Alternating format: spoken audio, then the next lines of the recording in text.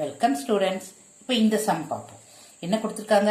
if x is equal to root of root 5 plus 1 divided by root 5 minus 1 then find the value of 5x square minus 5x minus 1 சொல்லியிருக்காங்க.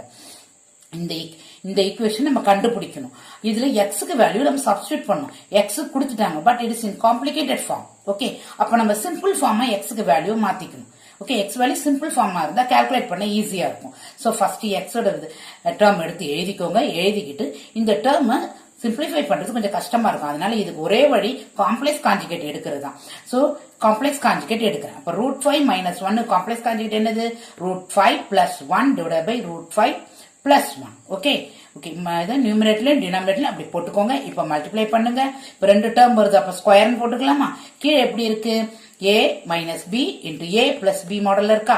அப்ப இதுக்கு எந்த formula substitute பண்ணலாம்? A square minus B ஸ்கொயர்ன்ற formula substitute பண்ணலாம். So இங்க பாருங்க, A square minus B square போட்டிருக்கோம். ஓகே, இப்ப மேல டேர்ம் அப்படியே எடுத்து எழுதிக்கோங்க. இங்க என்ன வரும்? 5 ஸ்கொயர் பண்ணா ரூட் 5 ஸ்கொயர் பண்ண உங்களுக்கு 5 வரும். இதை 1 ஸ்கொயர் பண்ண 1 வரும். சோ இதை அப்படியே எடுத்து எழுதிக்கோங்க. இங்க 5 மைனஸ் 1 4 வரும். இதை அப்படியே எடுத்து எழுதிக்கோங்க. இங்க 4 2 ஸ்கொயர் எழுதலாமா? ஓகே, எழுதிருக்கேன். இப்போ இந்த ஸ்கொயரும் இந்த ஸ்கொயர் ரூட்டும் போயிடும். அப்போ உங்களுக்கு என்ன வேல்யூ வரும்? ரூட் 5 பிளஸ் 1 டிவைட் பை 2 வரும். சோ எக்ஸோட வேல்யூ உங்களுக்கு என்ன? Root 5 plus 1 divide by 2. Okay, இப்போ இந்த ஈக்குவேஷன் எடுத்து எழுதிக்கோங்க. இப்போ இந்த ஈக்குவேஷன்ல எக்ஸ் ஸ்கொயருக்கு இந்த எக்ஸுக்கெல்லாம் அந்த எக்ஸோட வேல்யூ சப்ஸ்டியூட் பண்ணுங்க.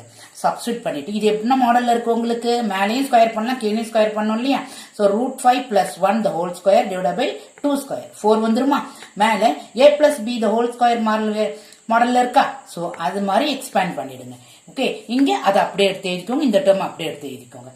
இப்போ இதுல வந்து 5 ரூட் 5 என்ன ஸ்கொயர் பண்ணா 5 ஆயிடும். அது மாதிரி கால்குலேட் பண்ணிக்கோங்க. இப்போ இங்க எல்சிஎம் கண்டுபிடிக்கணும் நீங்க. சோ இங்க பாருங்க 2 இருக்கு. அப்ப இங்க 2 ஆல் மல்டிப்ளை பண்ணணும். அப்ப மேலே 2 ஆல் மல்டிப்ளை 10 வருமா?